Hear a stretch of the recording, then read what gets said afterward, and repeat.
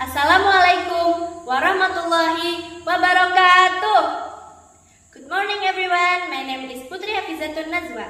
I am 12 years old, grade 6 of SD Negeri Ilom. In this occasion, I am going to tell you the story about the legend of Liang Hadangan. A long time ago, there lived a poor woman named Liang Insun and her son Angoy. They loved each other very much. One day, a rich man saw little Angoy and took him to the city. He promised to raise him like his own child.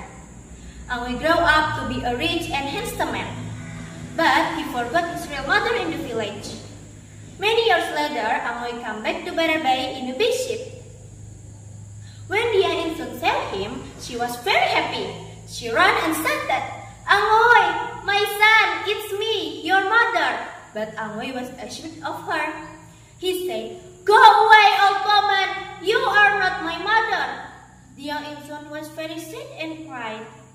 Then she said, "If you don't want to admit me, my God punish you." Suddenly, dark clouds covered the sky, the wind blew hard, and the river became wild. The big ship broke into pieces and turned into stones. Those stones became the cave we now call Liang Hadangan.